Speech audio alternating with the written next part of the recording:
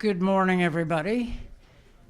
Welcome to a morning devoted to sanctions. It's a great turnout for a Tuesday morning, and it seems that as long as the Atlantic Council does a sanctions program, none of us doing it will ever be lonely. Sanctions are a used and some say misused tool. Sanctions are discussed usually in connection with the particular policy, so it's Russia sanctions, Iran sanctions, Venezuela sanctions. Today we're discussing a lot of this, but also the use and potential abuse of the sanctions tool. The panel is going to be moderated by my colleague, former colleague from government, now colleague at the Atlantic Council, Samantha Soltoun. She was one of the designers of sanctions policy. She was OFAC policy for a number of years, and now she's over here at the Atlantic Council. Her last work done with Brian O'Toole, also Atlantic Council colleague. Everything you need to know about the new Russia sanctions bill, DASCA 2.0, which was introduced last week, that's available here in hard copy, as is Brian's piece with David Mortlock, one of our panelists, on a larger look about sanctions, wither sanctions, sort of a strategic look, very much on point to our topic today. That is also available here in hard copy. I commend them, and I will continue to shamelessly flog Atlantic Council products.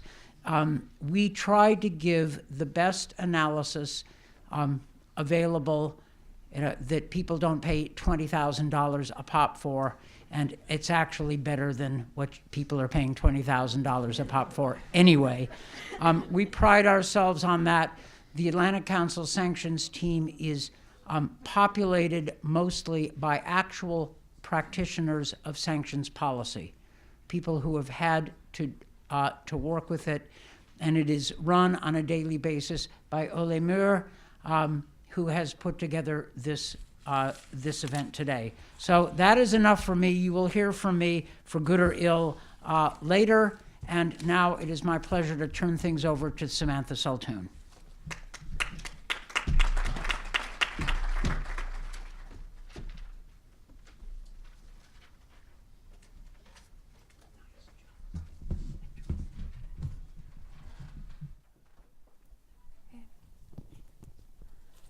Thank you, Ambassador Freed. As we are now midway through the Trump administration, panelists, if you'd like to join me, thank you. There is a great deal to take stock of. We will, however, limit our discussion today to the sanctions issues alone. Sanctions have become the tool du jour where the special of a day has never changed. They've played a central role in U.S. government policies on Russia, Iran, Venezuela, North Korea, among many others. To assess the use of the sanctions tool during the Trump administration and more broadly, we have a very knowledgeable, skilled panel that I'd like to take the opportunity to introduce now. First, we have, to my left, Ms. Helene Baker. Ms. Baker is the Deputy Chief of Mission at the Embassy of the Kingdom of the Netherlands in D.C. She's a career diplomat, having served in Nairobi, Sarajevo, at the Netherlands mission to the United Nations in New York, among many others. She also previously served as a speechwriter for the Minister of Foreign Affairs. Next, we have David Mortlock. David is a non-resident senior fellow with the Atlantic Council's Global Energy Center and a partner at the law firm Wilkie, Farr & Gallagher, where he focuses on sanctions, export controls, and other international trade issues.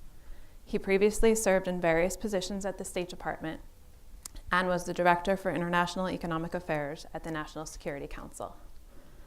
Next to David, we have Carrie Bent. Carrie is the Americas Head of Sanctions at Barclays Bank, where she focuses on sanctions, anti-money laundering, anti-bribery, and corruption. Carrie is also a member of Barclays' legal pro bono team and the Barclays Women's Initiative, an organization that recruits, develops, and provides mentors for women.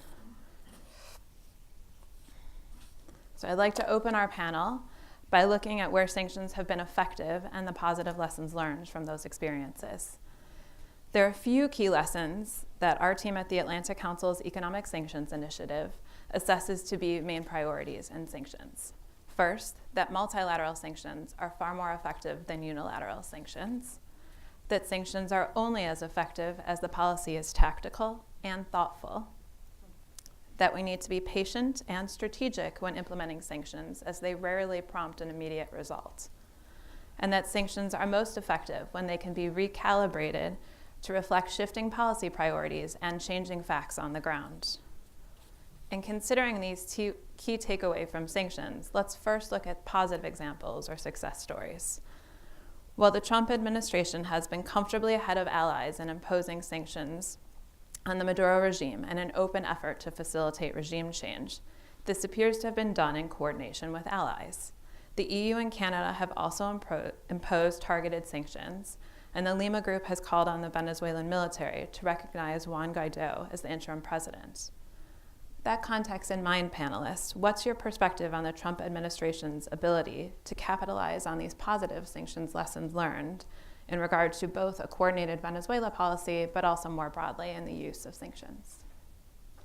Do you want to start, Carrie or David? Or? Sure. I think Venezuela has really been a success story in terms of coordination. The smart sanctions that you see on Venezuela, the impact is definitely being felt by the markets, whether that was the U.S. intention to have it felt by U.S. investors. You're definitely seeing where OFAC, previously they've had smart sanctions in the context of Russia and Rusal, but you've seen where they've even enhanced the Venezuela sanctions. The general license are more specific, and they provide more guidance than they did before. So I definitely see the coordination not just with multinational governments, but also the coordination between OFAC and also industry groups that are reaching out and that are providing feedback in terms of the sanctions. Yeah, I would like to echo that point and also the introduction that you made, emphasizing that if you can do it in a multilateral fashion, we feel the effectiveness of sanctions is more likely. Of course, first and foremost, it's very important that there is unity of purpose when you decide on sanction regimes, and the more unity of purpose you can guarantee in the UN, or on top of that by imposing additional sanction regimes, for example, as the EU has done, and the US has done in case of Russia, Venezuela, but also DPRK. The unity of purpose is something that is really important for us, and we think it works best if there is that transatlantic cooperation and unity of purpose. Also, when it comes to the kind of sanctions that you would like to implement, another key factor for effectiveness is the implementation, because as long as it's the sanction regimes on paper, that's just not good enough. And for the Netherlands, it's very important that once a sanction regime is agreed, it is also implemented. And we try to also reach out to other countries. We did that, for example, when we were on the UN Security Council last year, to also help them in addressing obstacles that they face in implementation. For example, when it comes to capacity building, and to that effect, we also contributed to various projects that the State Department is implementing to that effect. It's very important to have that unity of purpose, to have the transatlantic cooperation. For us, it also means that there is clarity in texts and legislation that is introduced on top of multilateral efforts, let's say. We sometimes struggle a little bit with that, or our companies on the European side struggle a little bit with that, because you have to admit that in certain cases there is a certain degree or a certain amount of ambiguity built into texts, which is understandable also, because it gives the administration a certain room to maneuver, and that can be very understandable and needed, but it does cause an impact on companies. I mean, very often even the feeling that these sanctions are up in the air already has a chilling effect on companies and the transactions or operations that they are planning. So you see, for us, this is an issue that we are often confronted with, that we try to also reach out to the US administration to seek certain guidance. But okay, we'll leave that maybe for later in the discussion. I must say that when it comes to Venezuela, we also regard that as a positive example of good cooperation Same goes for DPRK for that matter. We've had a lot of experience as chair of the Sanctions Committee in the UN Security Council, and also feel that that has been quite an effective sanctions regime. Would you want to add anything? So, thanks, Amanda. I think, my view on Venezuela is that it is actually a great example of learning a lot of the lessons that I think the administration in many ways has fell down on over the last 2 years. Obviously, we don't know what the end game is, right? We don't know how this will play out. But I think there are at least two factors that are present here that have not been present in some of the other regimes. The first is a coherent foreign policy goal. What is the outcome that the administration seeks, right?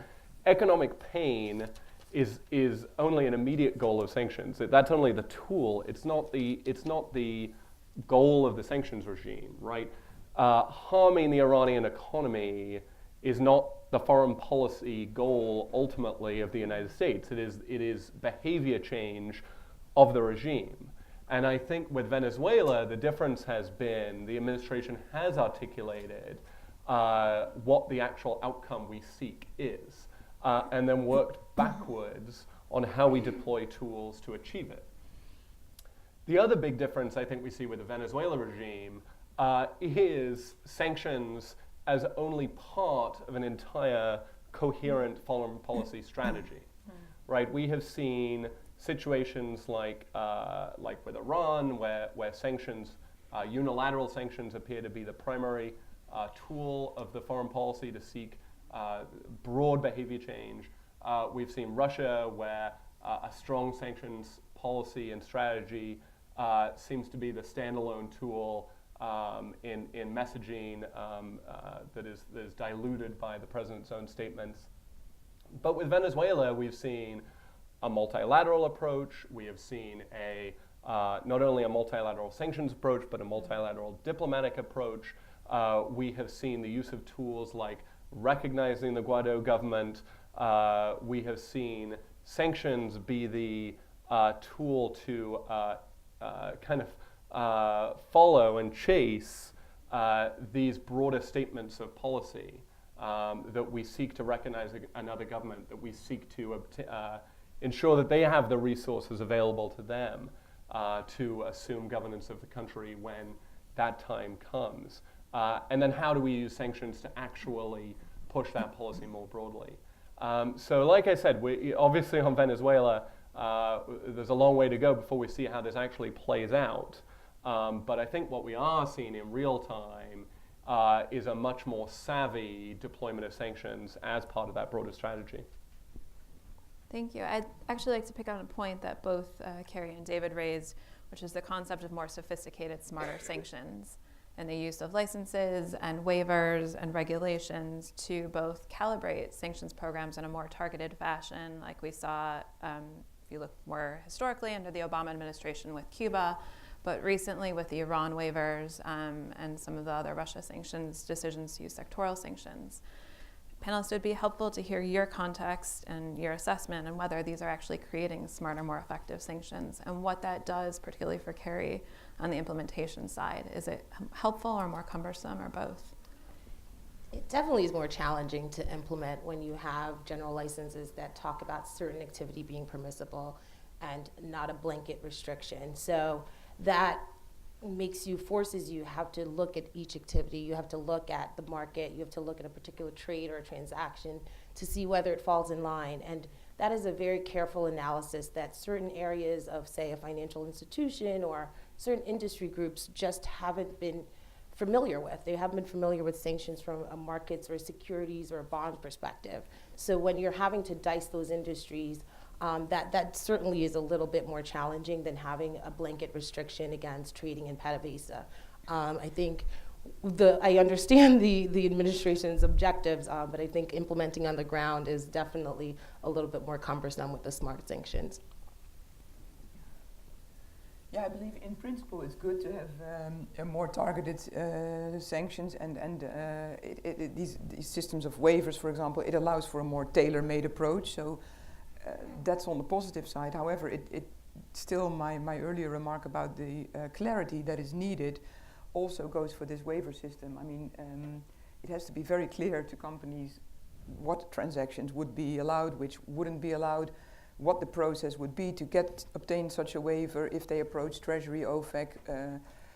It's not always quite clear what are the criteria that their request will meet. Are companies willing to go that route? How long will the process take? Meanwhile, of course, there is already an impact felt on a company's decision making, or even in the psychological sense of the word. So, yes, in principle, positive that these waiver systems can make a positive contribution to a more tailor-made and more effective sanctions regime. But then, yeah, it's still hard to elaborate on the nuts and bolts. Yeah, I'll absolutely agree with those comments. I think I'll just add that I think the development of sanctions, over the last decade, certainly over the last few years, has gotten more nuanced, more scalpel-like, especially with the sort of birth of the secondary sanctions, around 2009, 2010, to the use of the sort of sectoral sanctions starting in 2014, which have now really been, come to fruition in Venezuela. We saw sort of unprecedented level of general licensing 2 weeks ago with the designation of PDVSA, right? And OFAC is getting better at this. I mean, they are getting more nuanced. They are getting smarter. They are getting more savvy with assessing what the unintended consequences could be. How do we address those? Really a whole of government approach, dealing with international affairs at Treasury and understanding what the economic consequences would be. I think the risks are, though, and I don't think they're there yet, but the risks are sort of moving in a way where too quickly, right? Obviously, this is good job security for lawyers and compliance teams, but at the end of the day, if OFAC becomes too nuanced too quickly, it may overtake companies' ability to comply. And I think we're seeing some of this in over de-risking, right? And we were certainly guilty of this in the last administration in developing sanctions, the assumption that companies would go right up to the line and not go over it, right? What was legal they would do, what was illegal they would not do, and therefore let's make our economic impact assessment based on what we're going to make illegal.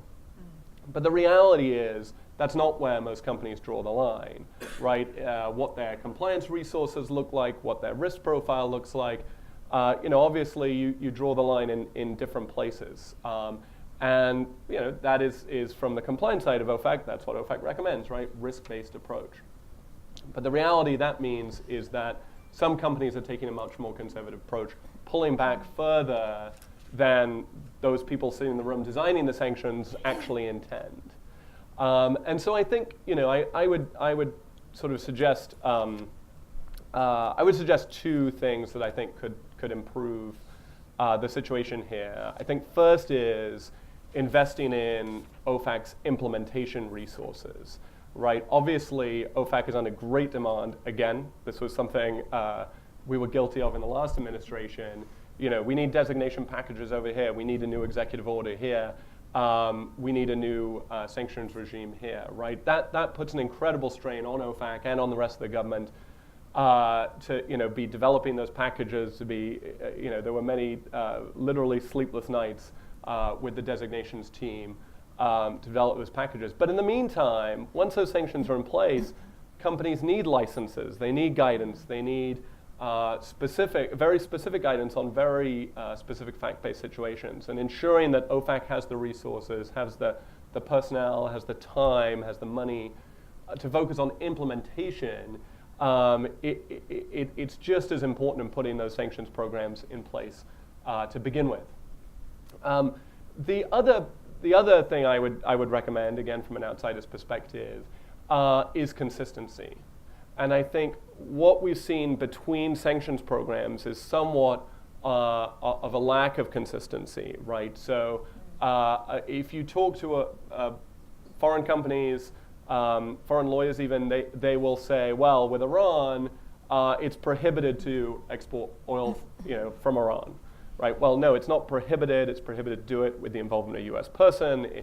It may be subject to secondary sanctions, right? Knowing that nuance is important, but what is clear is the messaging from the administration has been, if it is subject to secondary sanctions, don't do it, right? But compare that to what we've seen with the implementation of CATSA and the Russia sanctions, right? It is sanctionable to engage in any significant transaction or facilitate any significant transaction for a Russian SDN under CATSA. But we have not seen any significant implementation of that provision. We've seen very inconsistent messaging on, well, does that mean foreign companies should be avoiding SDNs entirely? We know there's a risk. We know from OFAC press releases there is a risk of secondary sanctions.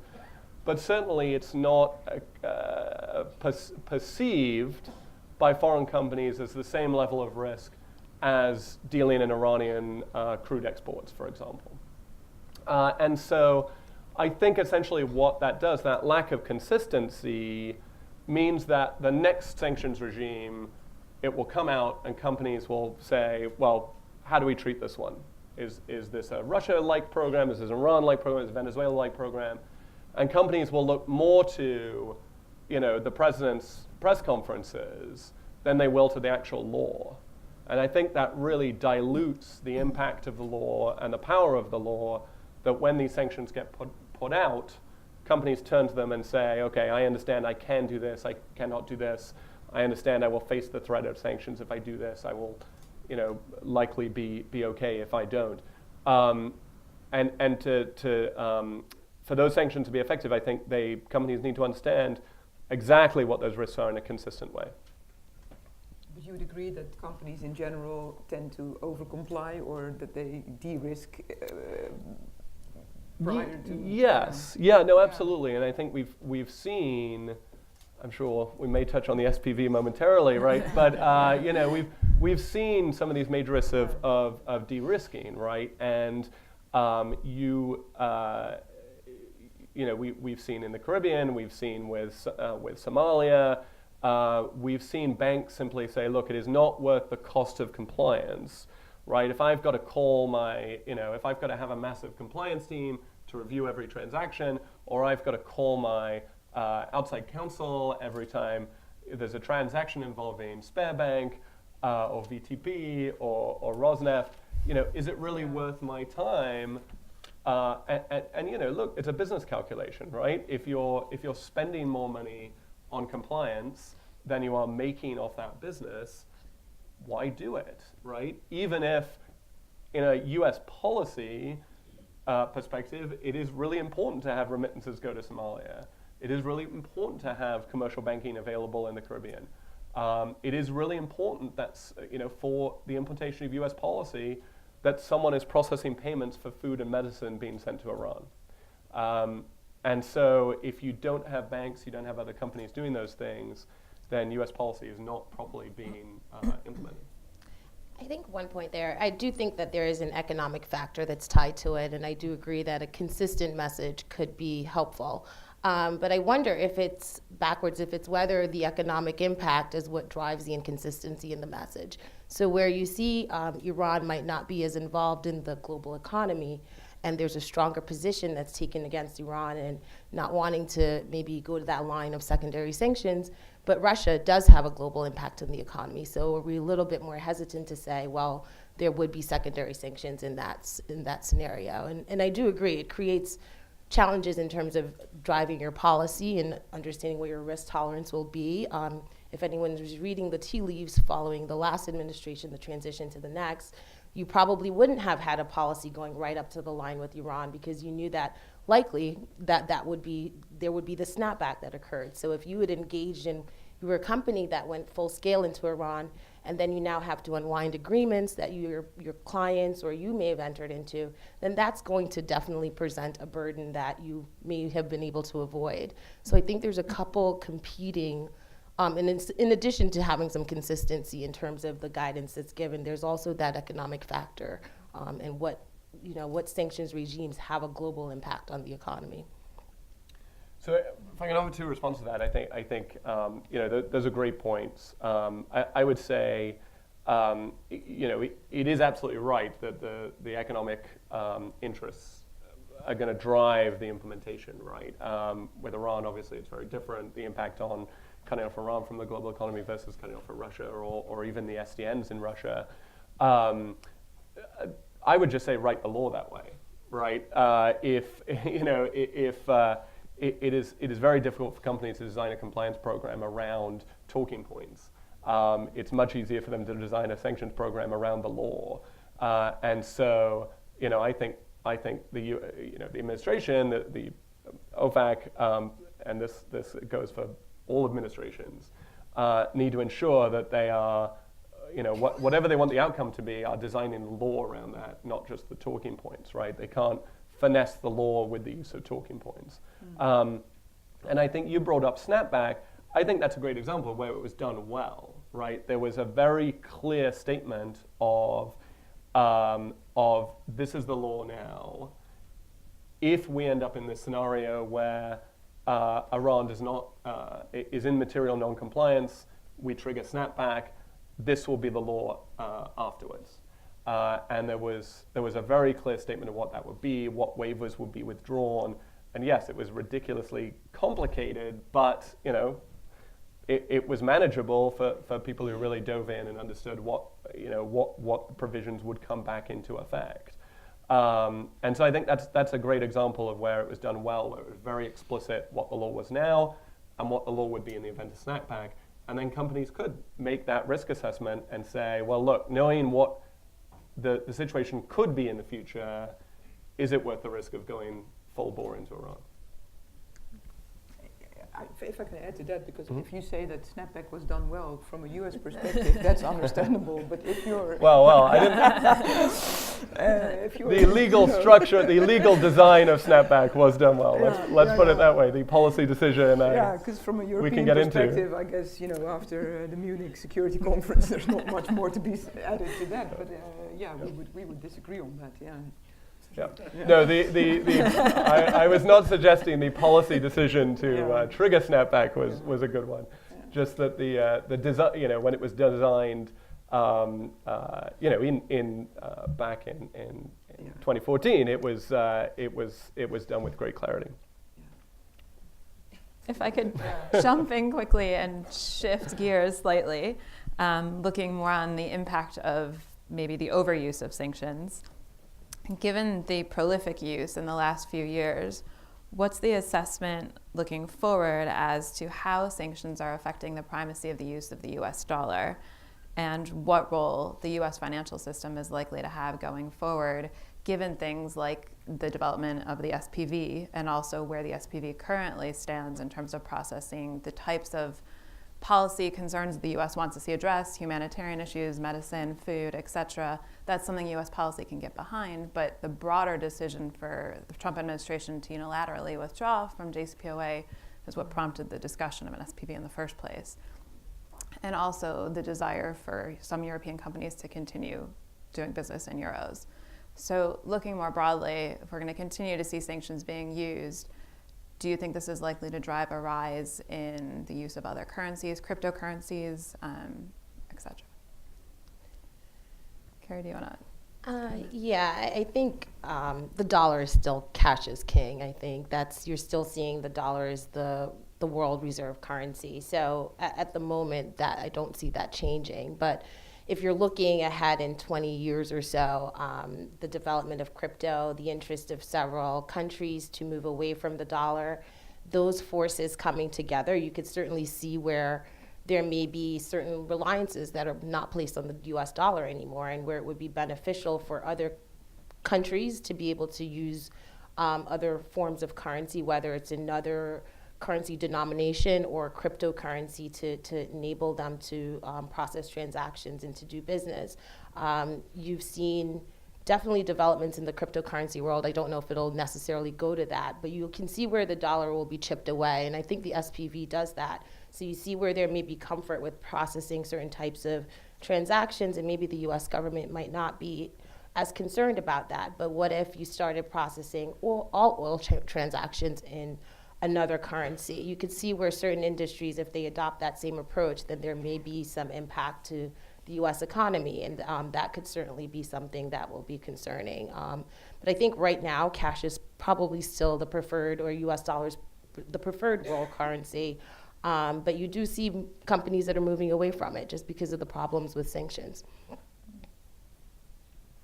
I mean, if I could add to that, I mean, JCPOA and SPV aside, I think in general it should concern us if transactions would start circumventing US dollar or the international financial system, because if that starts happening, we also lose track of those transactions and we might not have a good oversight of what's going on outside of our purview. At the time, that was also an important argument for the European Union, for example, when SWIFT was under discussion, and we very much wanted to keep SWIFT outside of the reign of sanctions, because if these financial transactions were to find alternative routes, I think that would also be we would also be at a loss in general terms. So I'll add a couple of thoughts on the SPV, which I think is fascinating, so bear with me. I think, I mean, we've also got to be honest about we've got to begin by being honest about what the SPV is, right? The SPV is not circumvention of the dollar. From what we can see, it's not even circumvention of US sanctions, right? What it appears to be is simply moving financial transactions with Iran from one European financial institution to another European financial institution, the SPV. It is not going, you know, we're not seeing a situation where, because of trade with Iran, countries or companies are moving away from the dollar. It was generally prohibited to do business with Iran in dollars before May 8th. It is currently generally prohibited to do business with Iran in dollars. You know, none of that has changed because of the JCPOA. And so, you know, really what I think we are seeing with the SPV, what's been discussed, it's intended to facilitate trade in humanitarian trade, food, medicine. We're seeing a vehicle to avoid de-risking, right? If European banks don't want to process these transactions with Iran, the SPV will. And frankly, I think from what we were discussing earlier, that's good for US policy, because US policy is to allow humanitarian trade with Iran. Great.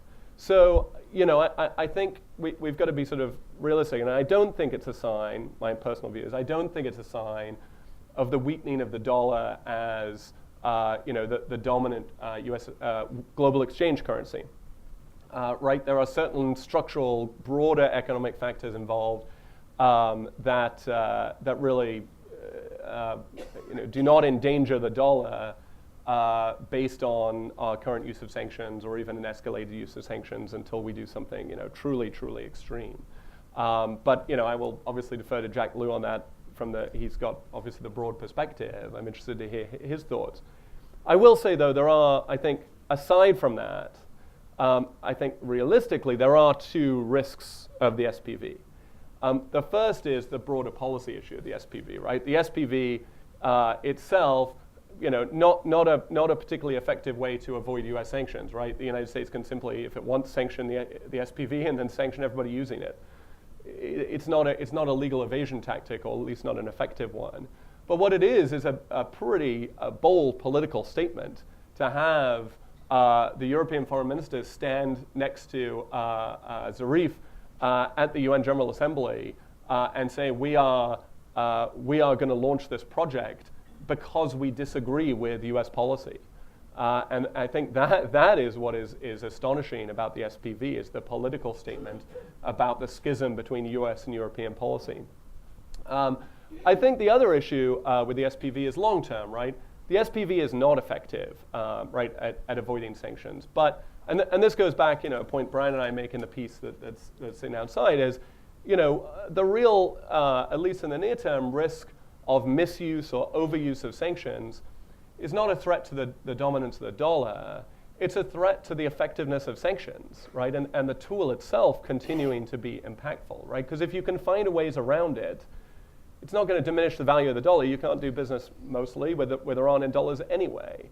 It's not going to diminish the value of the dollar. But what it will do is make it harder for the United States to actually have this leverage to use sanctions as an effective tool. And the SPV is not going to work in that respect, at least the way it's currently designed. But if you have countries and companies continually prodding because US policy is so contrary to their own governments, to their own views, the SPV may not work today, but you continue to prod, you'll find something that works at some point. And I think absolutely goes back to Helene's point that the best way forward is multilateral to guard against and not just multilateral, but just global credibility of U.S. sanctions to ensure that you don't have people trying so hard to find ways around them. One other, picking up on your point about schisms, David, one other major schism that we've seen is the view of the Congress, U.S. Congress versus the president in terms of the relationship with Russia. And this has led, it's led Congress to increasingly insert itself in sanctions, both in the Russia context, but also more broadly. And one of the most recent examples of this is Section 216 of CAATSA, which of course demands that Congress has an opportunity to review any decision by the executive to lift sanctions. And this, of course, came to a head very recently in December with a decision by the administration to delist aluminum giant Rusal and also its holding company, EN+.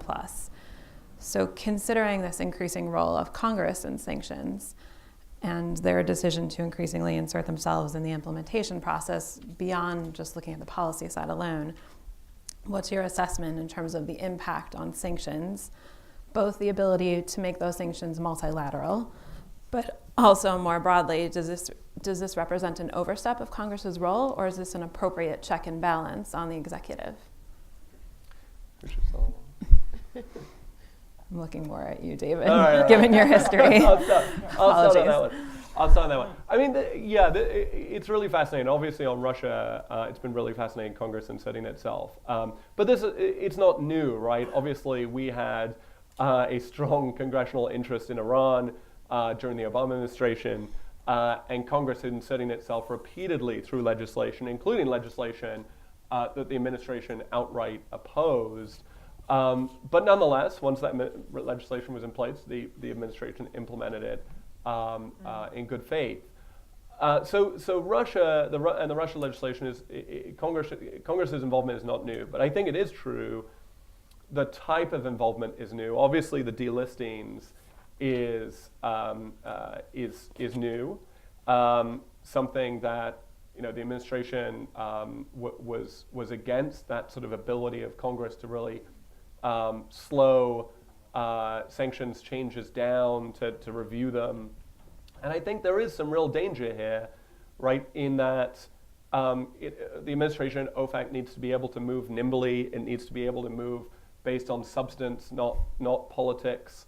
And with the Rusal delisting, we saw really the intersection of politics and substance. And I think what we saw was on the substance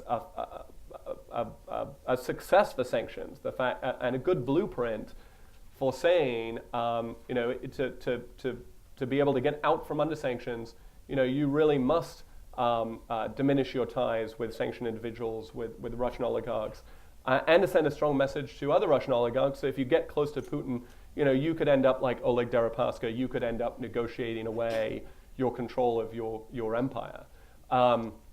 However, we're dealing in a situation where the message from the president is completely inconsistent with that. And so it is not surprising that Congress would have concerns over what the administration might do with respect to Russia, and to want to act as a check on that. And what we saw with the Rusal delisting, I think, was a failure of the administration to put those two issues together and realize that there would be real scrutiny, there would be real interest from Congress in what the administration was doing in removing Russian companies from the SDN list. And so, I think there may have been an assumption it was low key to issue that notice to Congress on December 19th, right before the holidays, right before the swearing in of a new Congress. Let's get this done quickly, get it done quietly. But I think actually it had completely the opposite effect in creating great skepticism from the Hill regarding whether this was substantively good and justified and a strong step on sanctions rather than allowing a Russian oligarch to skate away relatively unscathed, which on substance, again, I don't think was the case. But that was not well explained either to the Hill or in public. I think frankly, as a result of that, obviously we saw DASCA be reintroduced. I'll put a plug in for Samantha and Brian's piece as well that came out yesterday. It's a really good explanation of the bill, what's changed. But no doubt we're going to see continued involvement, especially, and this is true for future administrations as well, especially where there's a disagreement between the administration and Congress on policy. And that can go well if we're in a situation here with DASCA, where there is time to consider revisions, consider what's going to be effective, receive input from the administration, from outsiders, or you end up in a situation like CATSA, where you have a disastrous press conference with the two presidents, and 2 weeks later you've got a piece of legislation that may not have been the most well thought through piece of legislation on sanctions ever, that is really a danger, I think. I should say that from a European perspective, we've long considered the Russia sanctions as a very strong example of transatlantic unity, and we very much valued always the close cooperation that there was between the US and the European Union, especially from 2014 on, when the Crimea sanctions were put in place, and the European Union has this mechanism where they have to be extended every 6 months, and with a clear purpose that Russia sticks to the Minsk agreement. But we've always been working very closely, cooperating very closely on that, and we've actually very much appreciated that cooperation. Of late, we also find that it's been more challenging and certainly this has resulted in much intensified conversations, not just with the administration, but also with Congress, because Congress is, well, like you said, an important machine or motor of sanctions legislation. Sometimes in these conversations, from a European perspective, we also meet some misconceptions, as if Europe would have been too weak on Russia. It's good maybe on this occasion to repeat that actually the EU has imposed economic and diplomatic sanctions as well as restrictive asset freezes after the illegal annexation of Crimea. And the impact of those sanctions is actually felt in the EU. The EU has carried a much heavier economic burden than the US for the sanctions against Russia. Our imports from Russia have almost halved. If you compare that to US imports from Russia, they declined in the same period by 25%. Exports, similar trend. Between 2013 and 2017, EU exports to Russia declined by almost 40%, while US exports to Russia declined by 26%. So there is that economic impact, which makes sense because of geographical distance and more intense trade and investment relations.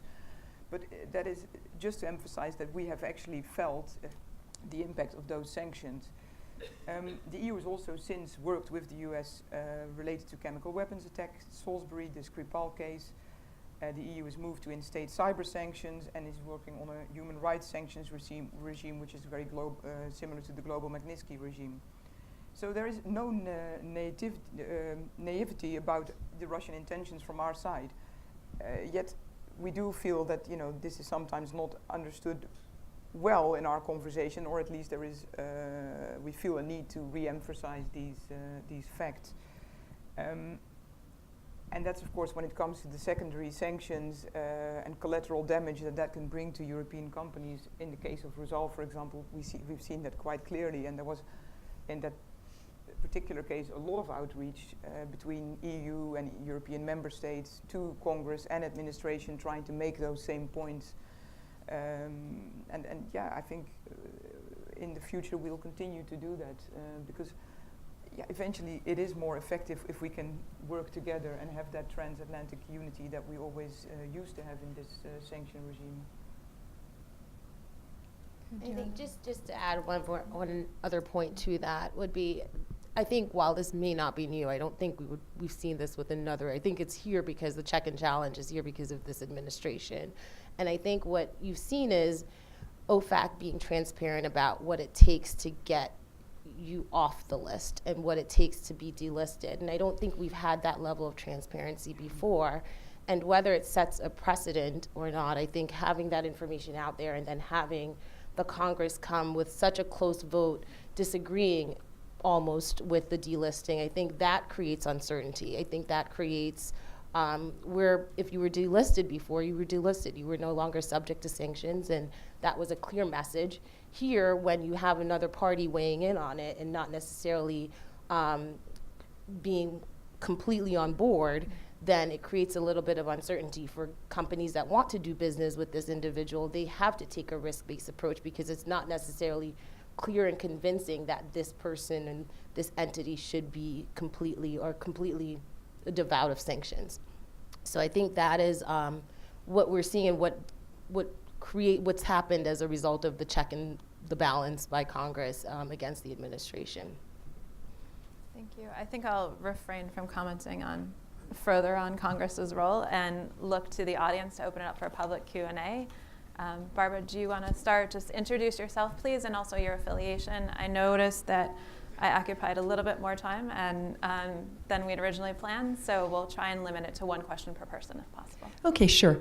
I'm Barbara Slavin. I direct the Future of Iran initiative here at the Atlantic Council, and I wanted to ask the panel, particularly perhaps our European representative, to try to get into the head of Mike Pence and Mike Pompeo when they invade against the SPV, because I think the Europeans have made it very clear that initially this is going to be just for authorized transactions, humanitarian transactions with Iran that don't violate the sanctions. I was really surprised by that, and also by their demand that Europeans leave the Iran nuclear deal. So why do you think that was the case, and how will Europe respond to that? Thanks.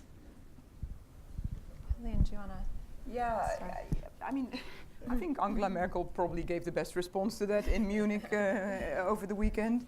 But I mean, let's face it, it's clear that we don't see eye to eye on the JCPOA and the unilateral withdrawal from the US from that nuclear agreement. And for the European Union, this is a security concern. It's our national security that is at stake. We have always regarded the deal maybe not as a perfect solution, but at least as an agreement that we were fully on board on. And I think it's also been clear in our response that we maintain sticking to the JCPOA. It's also clear what the US policy, in terms of the overall policy of isolating Iran and putting the sanctions back on the table, and in that sense, forcing Iran back to the negotiation table. I mean, it's also not that the European Union is blind to the other things that Iran is doing in the region, as when it comes to human rights abuses. It's the ballistic missile aspect of it all, but those are all outside of the scope of the JCPOA, and the European point of view is that we will stick to the JCPOA, and we value that agreement that was made and came about together with the US, with the previous administration. To get into the head of, I don't think I'm going to go there. I think it's clear that that we don't see eye to eye when it comes to that, and it's also the sovereign right of the European countries to decide on their policy. I think I don't think I can. No. I mean, I defer to Helene obviously on the European approach, but I think obviously there is a total stalemate on views, and that is not going to change anytime soon, and so I think what we saw in Munich was the sort of cementing of positions. Europeans are going to go forward with JCPOA. We're going to reimpose sanctions, and that has sort of, in a way, I guess the silver lining, glass half full of that is that has sort of settled into a bit of an equilibrium, right? There are going to be these dust-ups. There are going to be threats of sanctions against European companies who are doing business in Iran, but Iran is still in the deal, and at the end of the day, that is a positive thing that Iran is in compliance with the JCPOA. And as you said, there's a lot of other things we need to address with Iran that are pretty horrific. But them not developing a nuclear weapon, that's got to be good news. If you could introduce yourself and your affiliation, we'd appreciate it. Good morning. Thank you. I'm Paula Stern. I've been a longtime member of the Atlantic Council. Would you talk about the intersection of our sanctions vis-a-vis Iran, vis-a-vis Russia, vis-a-vis even Venezuela, with regard to the U.S.-European alliance? In other words, does the preoccupation right now with the JCPOA and the activities regarding the sanctions take away from the attention that the U.S. and the EU have had on the Russian sanctions with regard, as you said in your words, to the illegal annexation of Crimea? What is that doing in terms of U.S. sanctions policy? Or is it lessening attention? Is it diverting us? Is it pulling apart the alliance when you're focusing on this new set of policies that were articulated by the Trump administration vis-a-vis Iran? Do you want to start on the alliance and then we can... Yeah. I mean, clearly sanctions regimes are an important tool for foreign policy, both for the US and for the European Union. And there are many lines of communication between the European Union and the US administration on sanctions as a foreign policy tool, on particular sanction regimes. I don't think that necessarily the fact that we don't see eye to eye on one particular aspect leads to a diversion of attention on other aspects. I mean, that conversation is still happening, and we'll continue to engage in that constructively, as we think the U.S. administration is. So I'm not too pessimistic in that regard.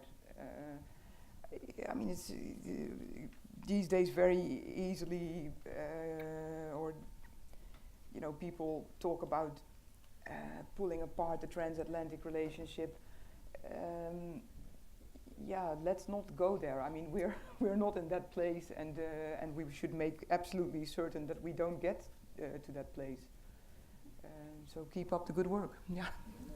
And I think you mentioned also earlier on that there are places where we have strong coordination bilaterally, DPRK, Absolutely, Venezuela. absolutely. And if you look at the working level, there is a very close coordination between the European External Action Service in Brussels and the State Department, Treasury, OFAC, on sanctions regimes, on guidances, on various pieces of legislation that are floating. So that's absolutely a conversation that is happening.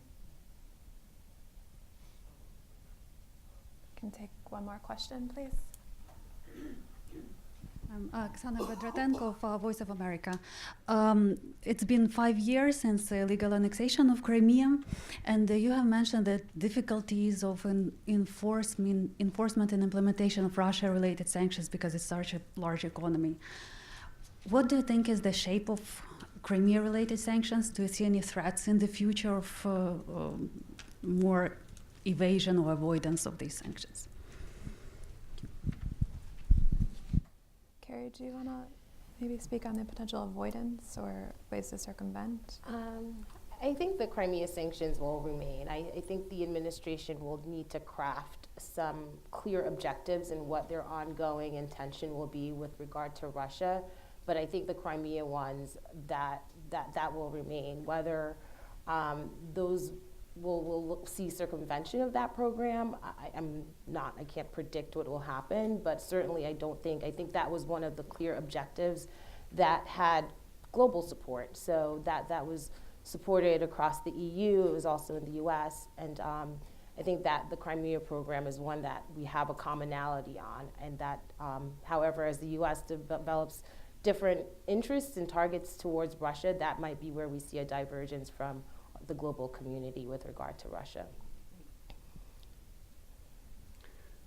Yeah, I'll just add my agreement. I think the one area in Russia sanctions we're seeing the strongest level of implementation and coordination with Europe is on Crimea and Russian interference in eastern Ukraine. Obviously now we've seen U.S. sanctions on cyber interference, on Russia's involvement in Syria.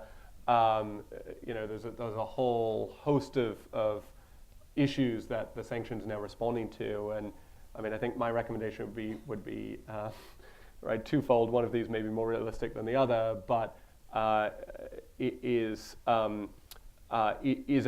clear distinction from the administration about and Congress as well about what sanctions are directed at what. Right? If Russia, if we intend sanctions to have an impact on Russia's behavior and Putin's decision making, which I think I've given my arguments on why I believe that has been the case in the past, then we need to be very clear about what we are laying down sanctions for. We know that fourth executive order from 2014, the Crimea embargo, obviously that's to do with Crimea. If Putin implemented Minsk tomorrow, presumably an awful lot of the sanctions would be lifted, the directives, the sectoral sanctions coordinated with Europe. The Crimea embargo, I would expect, would stay in place, both from Europe and the United States, if Russia continued to occupy Crimea. And I think that should be the case with all these different lines of sanctions. They should be very clearly tied to policy goals and Russian behavior. And of course, this may be a very sad note to leave on, but the other problem is the president's own words, and those sanctions. The sanctions are the impact on Putin's behavior. The impact of the sanctions is essentially nullified when the president of the United States stands up and dismisses Russia's actions, and sanctions cannot compensate for such a strong message from the U.S. leader. So those would be the two things I would I would change. I think we're actually, given those uplifting and less than uplifting remarks, going to have to leave it there, as we've had a very thorough warm-up before our keynote begins with Secretary Lew and Ambassador Fried. So if you could please join me in thanking Carrie, David, and Helene for their thoughts.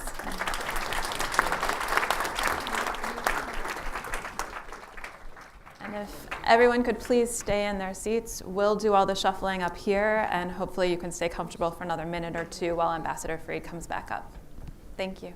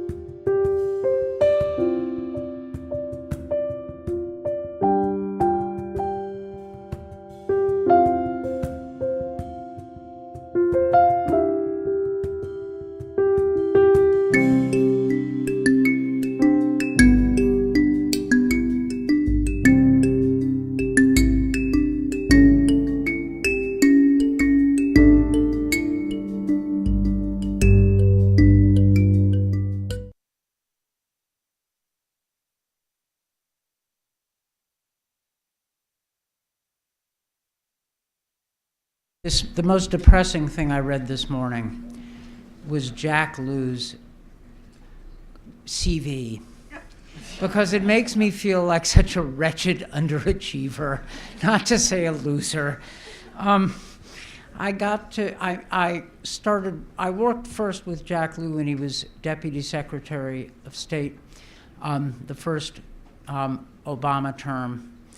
And then he went on to be Director of OMB, White House Chief of Staff, Treasury Secretary, and, you know, helped save the global economy from meltdown. You know, what have we done?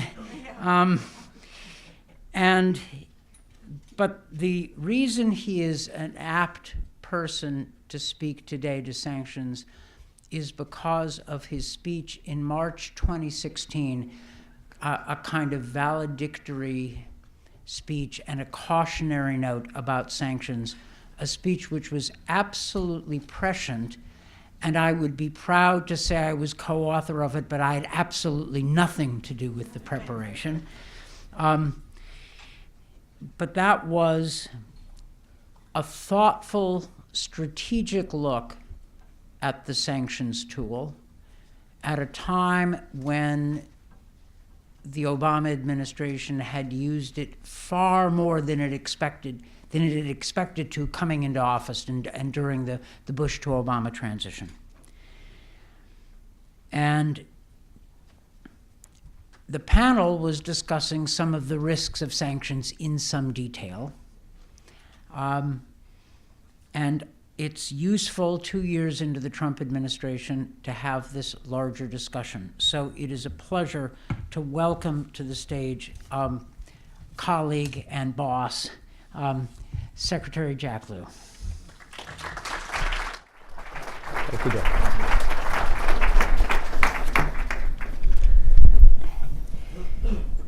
So I was looking at your article. I reread it, your 2016 speech, and then I read an article you wrote with Richard Nephew, my former colleague from the State Department at Columbia. And in 2016, you said there are risks, the risks of overuse, and you laid out some of them, and lessons of sanctions. But in the article written last year, you said Washington is using its economic power in aggressive and unproductive ways, undermining its global position. So basically in 2016 you said, hey, there are these dangers. And in 2018 you said, we're there, we're in it.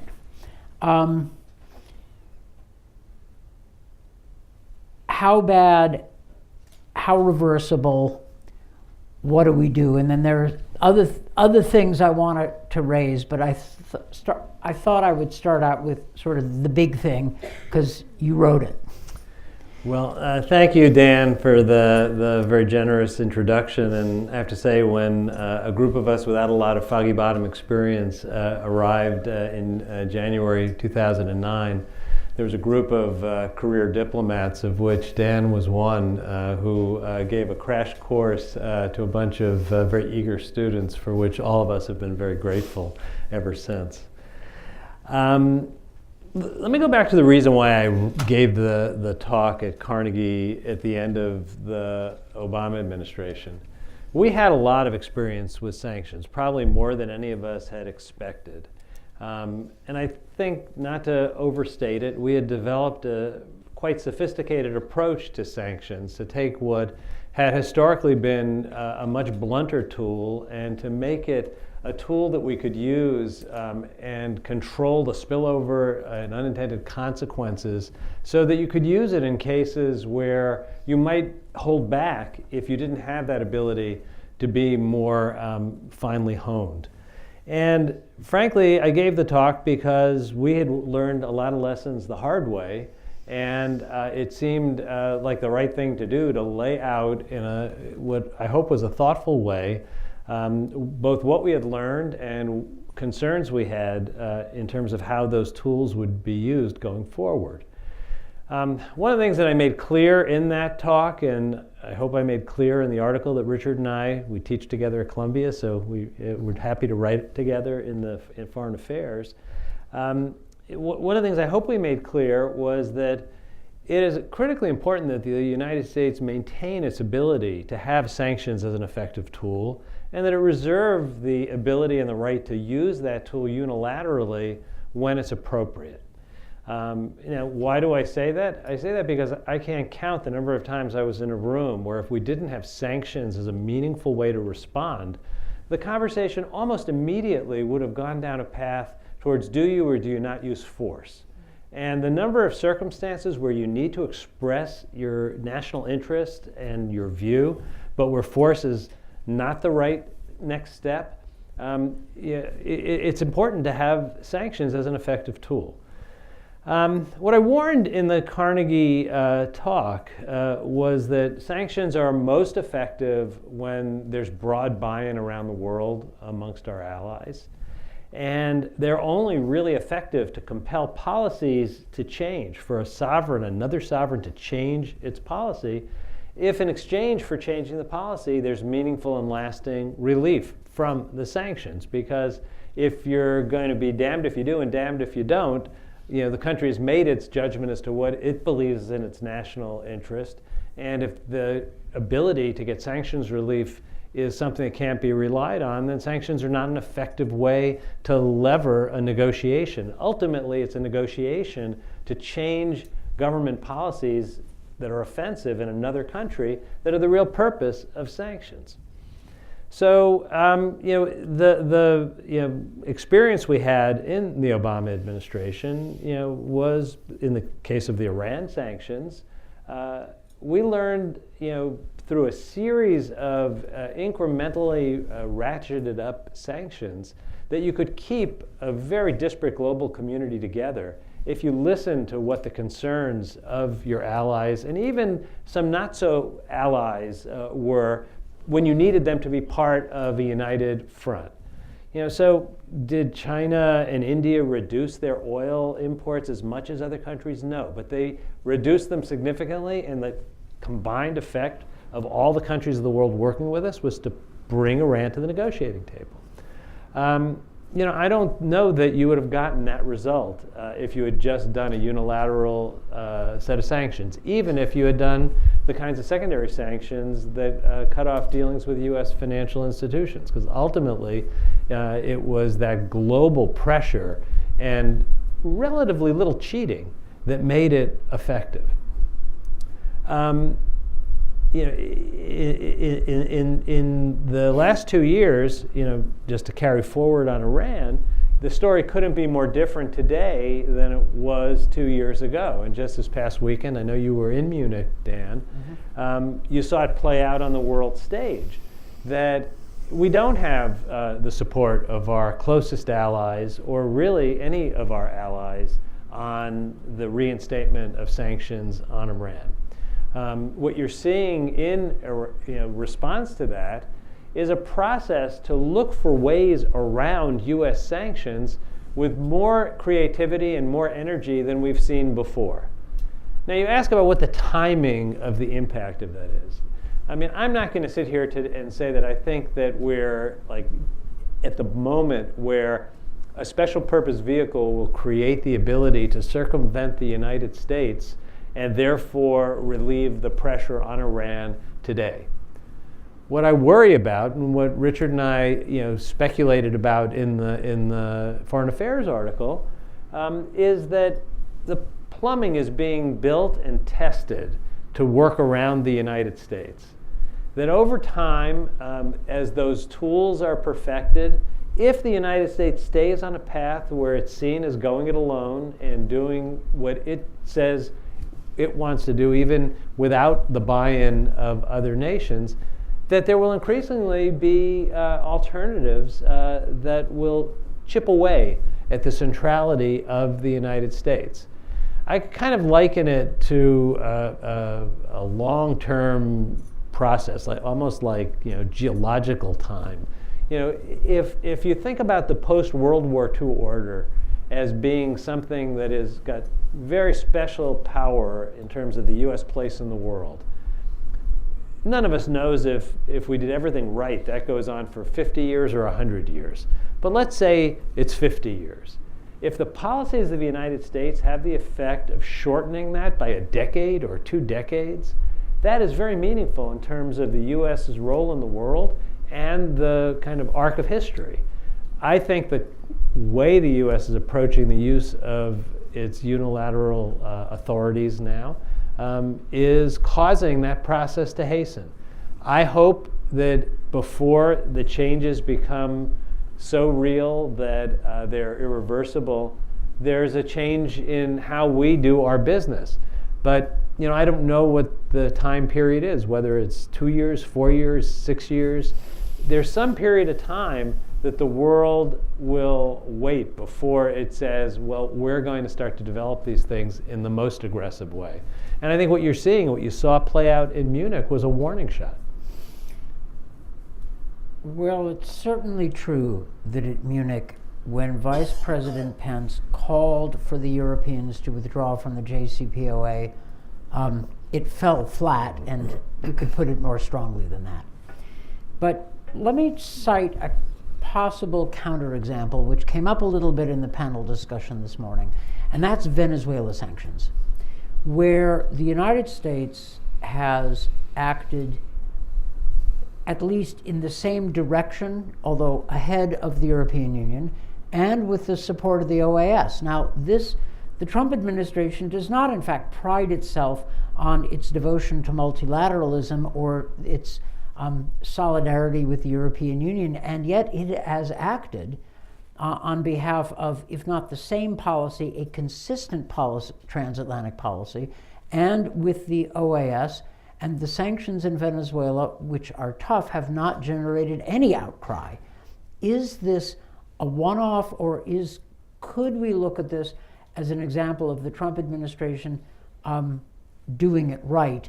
In which case, and I'm trying to construct this, I don't know that it's right, but at least as to tease out the issue, is the challenge which you've discussed a function of a policy disagreement over Iran that we're extrapolating from, or is it broader? Because if it's the former, it's more contained. So I think the answer is both. I think it is broader, and if you look, for example, at the tariffs that are being they're now in place and that are being contemplated, together with the withdrawal from the JCPOA, the withdrawal from Paris, the series of actions that have been taken, there's a pattern there. Venezuela is the exception. I actually think Venezuela is much more akin to the way that the Iran sanctions were put in place than the way the withdrawal from JCPOA was managed. It's a different process, but it kind of reflects a respect for the need for multilateral buy-in. It reflects the U.S. working as part of and as a leader of a global movement. And I think that that is a place of great strength. I think it also shows the power of sanctions, even in a case where if you had asked me how integrally connected are the U.S. and Venezuelan economies, I would have said we're not very interconnected. We barely had any relations with them, with the exception that Citgo is there, and the money that is paid for oil to be purchased in the United States is hard currency, and a lot of the other payments for Venezuelan oil is forgiveness of debt and other things that are not hard currency. So even though we have a, relative to our relationships with other countries, small contact with Venezuela, there's enormous power in the U.S. economic relationship. To my mind, Venezuela represents more the way things ought to be done than the other things we're talking about. I'm not sure I can come up with another example in the last couple of years, though. Well, let me try at least a partial example. DPRK sanctions. So the last 6 months or so of the Obama administration, when I was in the sanctions job, we were starting to turn towards something which the Trump administration implemented as maximum pressure. And although this will probably irritate people on both sides, a lot of the specific sanctions that the Trump administration put in place and executed skillfully were ideas that we queued up. Right. It's more continuity. Everybody's supposed to deny it, but there it is. But this is a case of the Trump administration, again, acting according to a clear policy, which had in fact, almost universal buy-in in terms of its objectives, and then working with our allies and putting significant pressure on China to do more. Mm-hmm. And it was reasonably successful. Then there's a question of Singapore and the statement and right. So I will acknowledge your point that the DPRK is a mixed case. I think it's important to remember that we went to the Security Council in December of 2016. I actually chaired a Security Council meeting, the only time a finance minister has ever chaired a Security Council meeting, where we got international buy-in to ratchet up sanctions on the DPRK because the nuclear program there was accelerating, the missile program was accelerating, and candidly, it had gained speed faster than had been expected. So if I was going to look back, knowing what we knew in the last quarter of 2016, if we had known it a year before, you would have seen more action in the Obama administration, which is why all those actions were queued up. Mm-hmm. And I also agree with you that the tougher stance on China had an effect of bringing China more forward than it probably would have otherwise been. At the same time, I think the extreme rhetoric that was used to frame the issue, combined with the grandiose embrace of a dictator in North Korea, sends a very jarring message about what the real consistency of the United States is. I think the imposition of tariffs on China in a way that has been quite aggressive. I had many encounters where I complained about many of the policy issues that the current administration is challenging China on. But I don't think that going to a trade war is the way to resolve those differences. Right. You ask about the interaction of China's pressure on the DPRK and the U.S. engaging in a trade war. I don't know if that's been totally thought through. I don't know that, I do know that the principal economic pressure point on North Korea is China. And balancing how you engage China to maintain China's cooperation is something that requires diplomacy, not just rhetoric and not just unilateral actions like the imposition of tariffs. I think it's an unfinished story. Obviously, there is another round of meetings coming up, both on trade and on DPRK. I hope that there is a resolution in the DPRK that is stable, but I have to say I'm not optimistic it will meet the standard we set for the JCPOA. And this administration has defined the JCPOA as being, if I think the words correctly, the worst deal ever. I think the odds of North Korea actually putting its nuclear program completely on hold is a long shot. I hope it happens. Believe me, the world will be a safer place if it happens. But I worry about the impact on our alliances in Asia if there are material reductions in our ability to offer security assurances to Japan and the Republic of Korea. So I think the end of the DPRK engagement is far from known, but I will concede your point that it was a case of continuing to work in an area where there was broad international consensus. It was able to, it was possible to bring more pressure to bear. Whether that will have the effect of reversing North Korea's policy remains to be seen. To generalize, I think what I hear you saying is the use of the sanctions tool in North Korea against North Korea was done with relative skill, but within a policy context which was internally inconsistent. Right, but I think it's the kind of unilateralism in sanctions is Yep. connected to unilateralism in other areas, and this is a point we tried to make in the Foreign Affairs article, Yep. that you have to look at them kind of together, because the role of the United States in the world doesn't get separated out into the United States as the author of sanctions, the United States as a trading partner, the United States as the leader of democracy. It's kind of the whole package, and the sanctions tool in North Korea. If anything, I have been circumspect and said, I said it just a few moments ago, if we had known in 2015 what we knew in 2016, we probably would have been even quicker to use more pressure. Putting it into the context of the other things going on, in 2015 we were still keeping China in the fold to keep the pressure on Iran to get an Iran deal.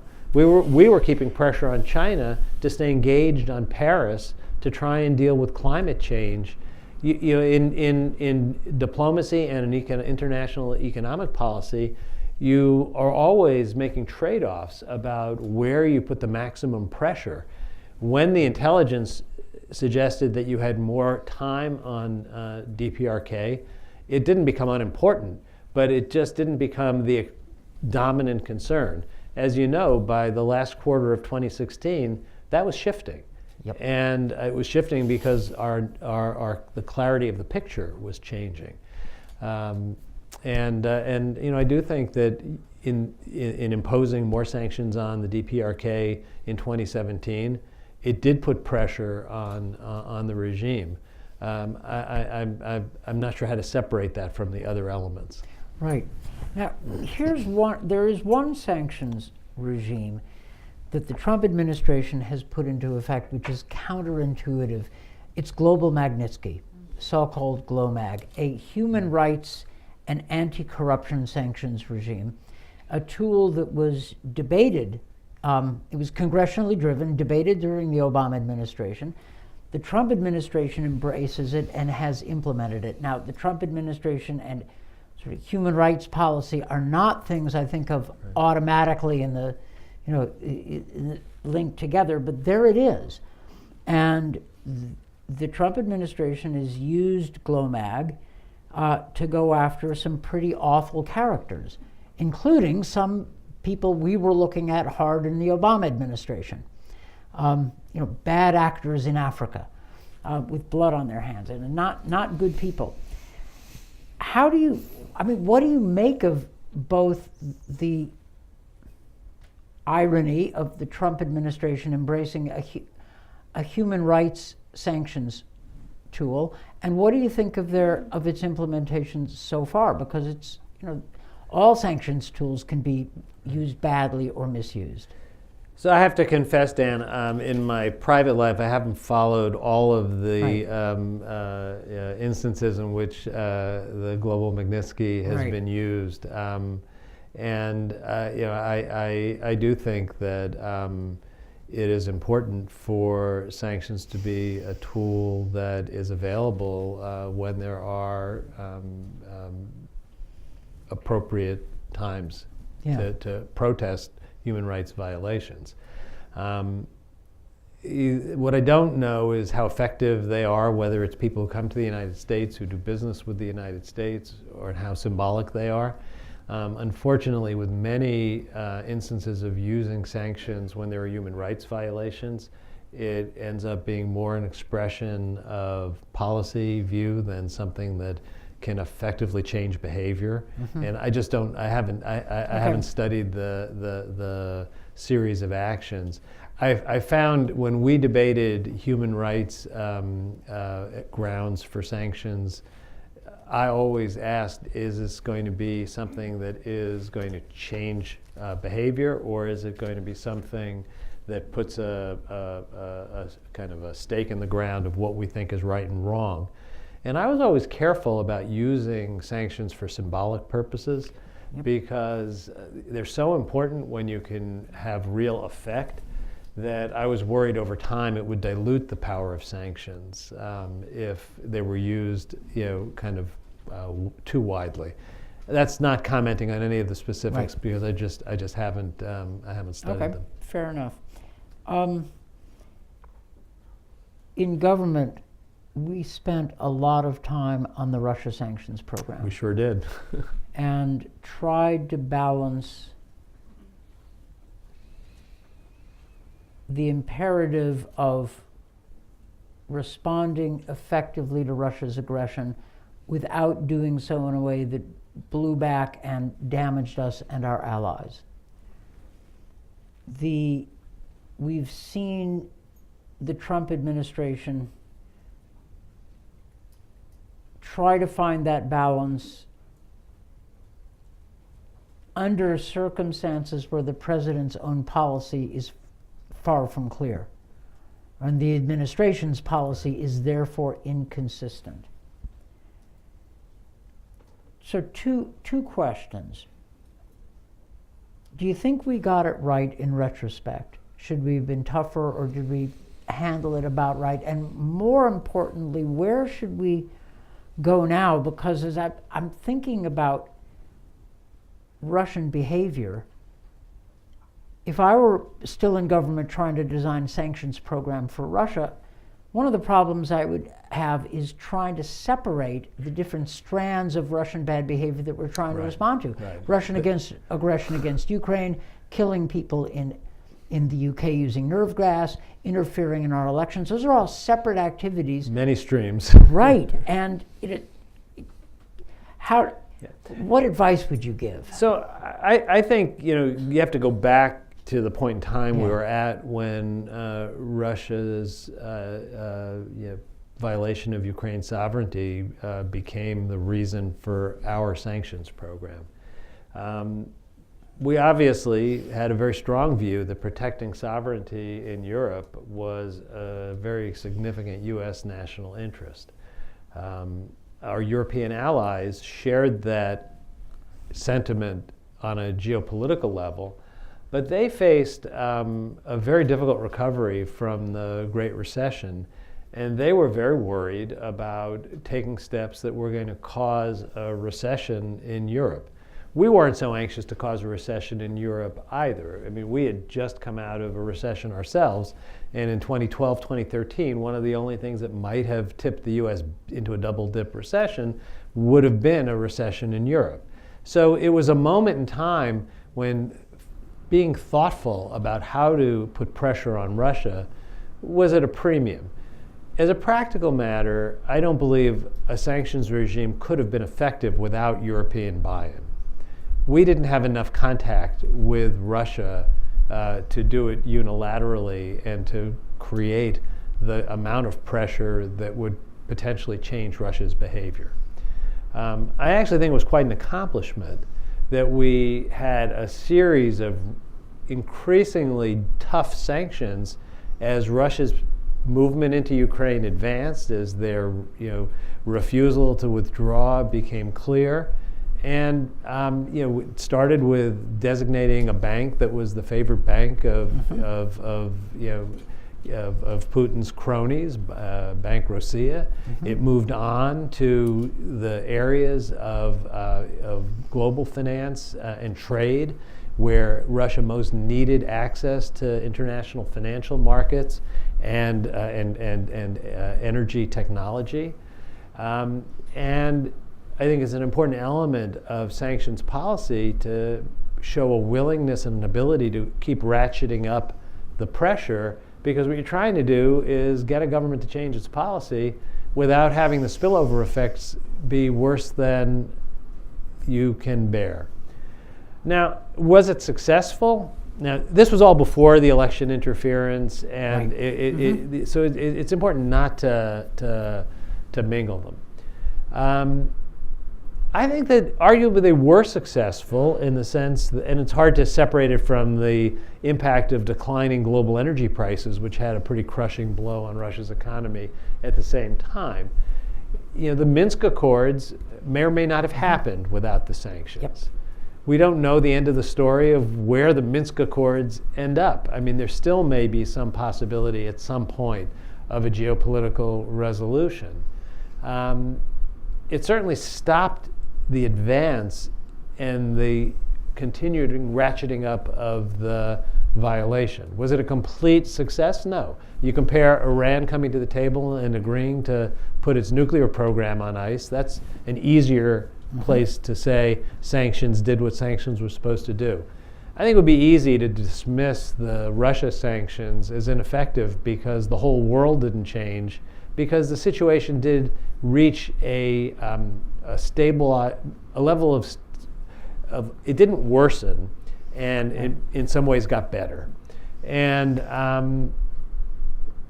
I think this administration's engagement with Russia is very hard to separate the broader issues regarding Russia from the sanctions issues. They meet in so many points in terms of questions that are being asked and answers that are still not easy to have confidence about. I think it was notable that Congress passed a law taking away presidential discretion in terms of how to implement and withdraw from Russia sanctions, because there was a distrust of the administration and its ability to do so in an appropriate way. I'm historically a big advocate of executive discretion in these areas, because putting the tools in place, taking them out, it's very difficult, and you have to defend things with a lot of criticism. And if you believe that putting sanctions in place only makes sense if when there's resolution you remove them, you want to give a president the ability to turn it on and off based on the evolving negotiation and resolution. When Congress doesn't trust a president, it takes away authority, and I think we saw some of that in the Russia sanctions. In terms of this gets a little beyond Russia, but it's related. The perception that sanctions are being implemented in a quasi-judicial manner. I actually always thought it was a matter of real strength for the United States, that when OFAC brought an action, it was rock solid. You could take it to court and you could defend it, and there was not a sense that there were political decisions being made on whether or not an action violated a sanctions law. I think when you mix up sanctions efforts and policy or political decisions, it tends to undermine the efficacy of the sanctions themselves. So, for example, suggesting that if I get what I want in a trade agreement, a sanction can be dialed down. That's not a good use of the sanctions tool in my view, even if the trade objective is a worthy one. I agree with that. And as someone who never worked in Treasury ever, I have to say that my ability as the negotiator on sanctions to count on OFAC absolutely, to not have to worry that they would get it wrong, to be able to trust their analysis, was an asset I cannot speak too highly of. To be able to actually count on the implementers to get it right every time, just as you said. And to be clear, Dan, I actually have no reason to believe that OFAC as an organization is operating differently now than it was then. But it doesn't have the top cover of the most senior officials buying into that approach. Well, they, from what I've seen, their professionalism remains completely intact, and their skill remains intact. They are overworked. That was always the case. Well, the American taxpayer gets a very good deal. It is worth investing in. I say this as, I never worked there, right? But I also think you've made a point that I want to underscore. Sanctions work if they are embedded in a strategy which makes sense and is consistently followed. And my own answer to the question, have the sanctions worked, have the Ukraine-related sanctions worked, is, well, if you're Putin, why do a deal based on Minsk which forces him out of the Donbass and restores it to Ukraine when he thinks he may get it all by outweighting us and whatever? But that's not because sanctions were ineffective. Exactly. That's because he's making a geopolitical calculation that he has more leverage now on a policy basis. The sanctions are weakened if they are embedded in a policy which is inconsistently followed. Right. If you're Putin and you listen to the administration and it's inconsistent with the president, the head of the administration, what does that do to the power of the message which sanctions are backing up? I mean, that's my words, but that's been of concern to me. Now, we have an audience of experts, people that have studied sanctions for a long time, and I wanted to open it up to questions. And then please identify yourself. Barbara. Thanks, Dick. Barbara Slavin, I direct the Iran Initiative here at the Atlantic Council. Pleasure to see you. Given that the U.S. has withdrawn from the JCPOA and violated the understanding that was reached, what, in your mind, will it take to bring Iran back into new negotiations? Will we have to put more on the table? And why should they have any faith that the next U.S. administration would uphold an agreement when this previous one or the current one didn't? Well, I think it's quite interesting that at least to date, I've seen nothing in any public reports to suggest that Iran has actually reversed its side of the JCPOA. I've seen no evidence of a reinstitution of the nuclear program. One has to wonder whether that is because there's some hope that with the rest of the countries that were party to the JCPOA sticking with it, that there might be a return to it at some point on the part of the United States. I think, I would be more comfortable thinking that Iran's nuclear program wasn't coming back because we were continuing to do the monitoring and we were continuing to have the ability to know in real time what was going on, all the benefits we got from the JCPOA. But I do think it's interesting that for all of the tension in Munich over JCPOA, there does seem to be some, at least hope, that there might be some rethinking going forward. Look, I have never said that JCPOA reflected a clean bill of health for Iran. Iran does a lot of very bad things. And we never withdrew the sanctions that were in place for terrorism. We never withdrew the sanctions that were in place for regional destabilization. We never withdrew the sanctions that were in place for human rights violations. I can't tell you how many times they complained either to John Kerry or me that they weren't getting the benefit of the bargain because they weren't being welcomed into the global economy as they had expected. And we said, when you clean up the rest of your problems, maybe you'll have a right to expect to be at that level. But we never said that the JCPOA was a clean bill of health. And we were determined to live by the letter of the law on JCPOA and make sure that Iran got the benefit of that bargain, because if not, how do you get sanctions to work to get a government to change its policy? And this was a very important set of concessions.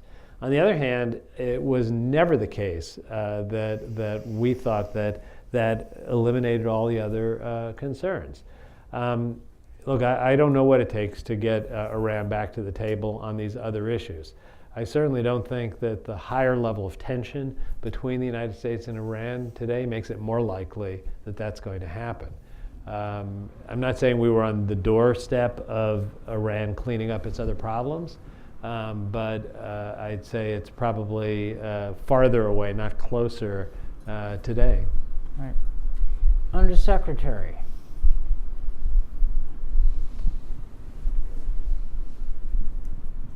Thanks, Dan, and thanks to you both for an excellent presentation. Jack, Identify yourself, too. I'm for sorry, the Eric radio. Hirschhorn, Winston and Strawn, former Undersecretary of Commerce, and I worked with both of you in the Obama administration and proud to have done it. I think, Jack, you're maybe underselling the success of the Russia sanctions, and I wonder if you both, because Dan, you're certainly quite a student of Russia and Eastern Europe, whether you'd comment on the idea that Putin hasn't gone anywhere else significant. Yeah. Syria, he had been messing around to start with, but he stayed out of the Baltics, and he hasn't been fomenting much visible trouble there either. And I wonder if that's an effect. I think it's a fair point, Eric. I think that the reality is that there was a price to be paid when you crossed a line, and he took note of that. I was trying to address the kind of confines of the Ukraine issue, and frankly, I'm very proud of the quality of the sanctions that we put in place. They put maximum pressure on Russia with minimal harm to our allies, and that was not an easy thing to do. We had to figure out the wiring of the global financial system in ways that we'd never had to before in order to achieve that outcome. What I can't do is sit here and claim that it cleaned up Ukraine. That would be an overstatement. And I think if you compare it to Iran, Iran is a much easier case to say cause and effect, sanctions, negotiation. I do think that there were lasting benefits to the sanctions program, and I agree with Dan that if there had been clarity of U.S. position, it might have even been more so. The fact that there's so much of a change in U.S. posture towards Russia and different positions depending on who in the U.S. government you seek guidance from, that is terrain that creates opportunities for bad actors. I'm not sure that well, I'll leave it at that. Yes, ma'am. Thank you. Thank you very much, Paula Stern. And I'm asking this question going back into history, as you can so well, with regard to congressional assertiveness vis-a-vis economic sanctions. First, I just want to make a point that we're talking rather narrowly today about OFEC for the most part and some other aspects, but we didn't talk about the export controls, the Commerce Department, and though I implicitly was referring to ZTE. So, and though they are very hardworking as well, but so we have a whole menu of ways in which we can use U.S. economic sanctions, that we meaning the U.S. administration and the Congress. Having written a book on how congressional assertiveness brought about the Jackson-Vanik Amendment back in the 70s, I'm wondering if you think that we can imagine a effective congressional assertiveness in the near future vis-a-vis the shaping of economic sanctions, given the differences of views that are being articulated about the President Trump's positions on Russia or on Iran or on other countries that have been targeted by the U.S.? I think if you look back over where congressional assertiveness and sanctions has been most effective, the two examples you come to are Jackson-Vanik and South Africa, sanctions, to end apartheid. And both were very targeted. Both were aimed at a very specific purpose and had, I think, a great deal of effect. I don't know how Congress does that on a broad basis. You get to what the inherent difference between a legislative policy and an executive branch that has implementation authority. I mean, one of the things I said at Carnegie was that in order for sanctions to really work, there has to be a deep capability to enforce the sanctions. That's not something you can do as a matter of legislative policy easily. There are investigations that are more akin to the Justice Department than Congress. So I think if one were to rely on Congress to design sanctions on a micro basis, it's hard to see how that would end up in the long run being as effective as having well-designed executive authorities. The flip side of that is if executives are not trusted with the authority, Congress tends to pull back. And I think we're now at a place where in Russia you've seen that a little bit. And I don't know what the future will bring. The point I was implicitly making, just because you make the good point, it's not all OFAC and Treasury. The Justice Department now with China. The linkage of finding on ZTE that was based on violation of clear rules to an outcome in a trade negotiation confused the issue. It confused the issue in a way. Prosecutorial discretion exists in law, it exists in sanctions. You can choose not to impose a sanction. But if you choose to impose the sanction and then you withdraw it because of a benefit you get in some other area, that ultimately weakens the efficacy of the sanctions tool. Thank you. Ma'am. Eunjung Cho with the Voice of America. Secretary Lew, you mentioned about the standards for JCPOA. My question is, what should be the standards for North Korea, for the US government to start considering easing sanctions on the country if we consider sanctions as a tool for diplomacy? And also, South Korean government contends that South and North Korea are in a special relationship and should be given special considerations. And the Moon government currently wants to move ahead with the Kaesong Industrial Complex and the tours to Mount Kumgang. So should the U.S. government give sanctions exemptions to inter-Korean projects? Thank you. Look, I think that Iran and the DPRK are in different places on their nuclear program. So it is difficult to say it should be exactly the same solution. Ideally, the outcome would have been the same, that you could say that the country that was the target of the sanctions wouldn't have and wouldn't be able to have nuclear weapons. That may be too late in North Korea if they already have nuclear weapons. Will they go back and remove the capacity that they have?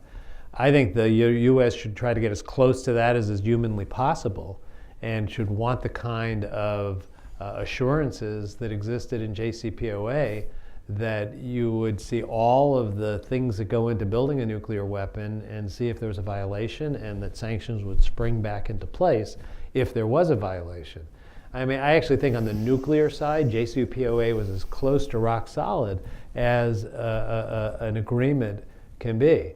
I think the fact that the administration has been so dismissive of JCPOA, the burden will be on them to explain why any agreement that leaves North Korea with nuclear weapons is an acceptable outcome. And if the price of that agreement is to withdraw U.S. security guarantees from historic close allies, that is something that ought to raise some serious concerns. So I think they're very different situations. It's hard to imagine an outcome in the case of North Korea that leaves me as confident as I was about the Iran agreement that 5 and 10 and 15 years later, you'd be able to say that Iran didn't have nuclear weapons. And if I was going to set that bar for the administration, I might be setting it in an impossible place. And if, to me, that suggests that the criticism of JCPOA was unfounded, but also their expectation setting for North Korea is too low. It was a very early embrace of a very bad leader, and so far he's gotten the benefit of the engagement. He's gotten recognition that no other American president was ever willing to give. He's being treated as if he has entered the world of nations as an equal, and so far he hasn't changed any of his bad behavior. Iran didn't get any of that. So I think that there's a kind of double standard on this. I hope it's successful. Believe me, the world would be a better place if North Korea did not have nuclear weapons.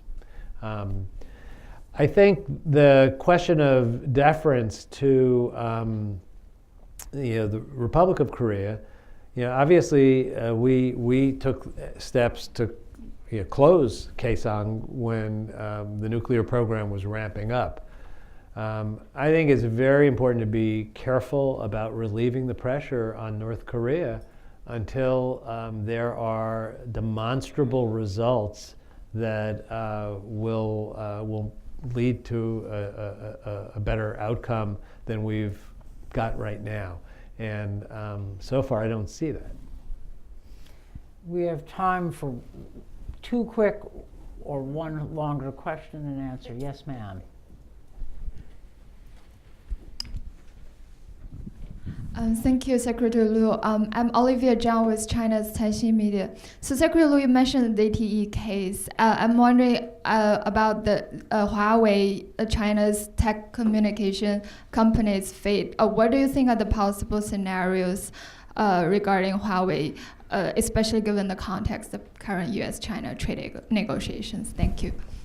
So I'm not familiar enough with where the legal proceedings on Huawei stand, where they came from. I must say it seemed odd to me that it came as a surprise, almost, that there was an action that led to the kind of extradition request when it did. I think there are serious questions about the behavior. There are serious questions about what the right legal outcome is. What I think is very odd is the suggestion that if the trade talks go okay, then maybe it's not the extradition thing can be worked out.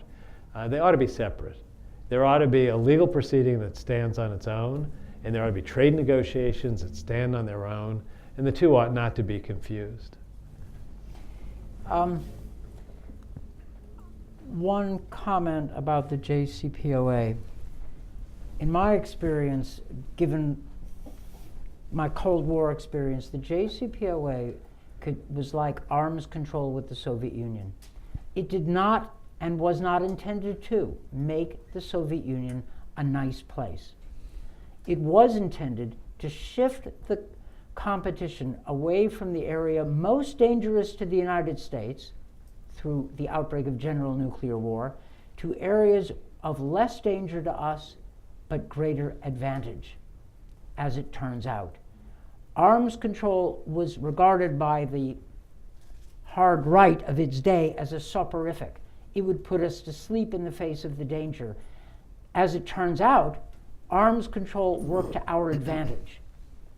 And the whole structure of the JCPOA, and I wasn't doing Iran policy, so I'm not defending my own, I wasn't directly involved.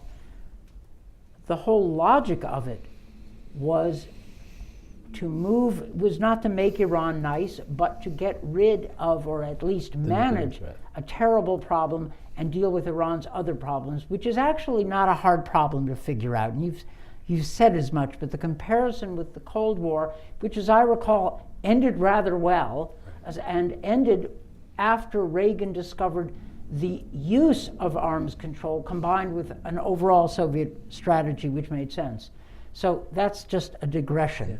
Well, look, I also think that if one is troubled by Iran's power and role in the world today, it doesn't get better if Iran were to have a nuclear weapon. It only gets worse. And which is really Yes. another way of restating what you said about the Cold War frame. Exactly. You know. Okay. Yes, sir. Vlad Muzylev, Embassy of Ukraine. First of all, we're really grateful to our Western partners, including the US and the EU, for a strong sanction policy against Russia in response of aggression against Ukraine. But at the same time, right now, 5 years after the first sanctions against Russia for this aggression, unfortunately, it's obvious that in terms of the main purpose to change behavior of Russia, it's not fully effective. So Russia is still occupying Crimea, so Russian forces are still in Donbass.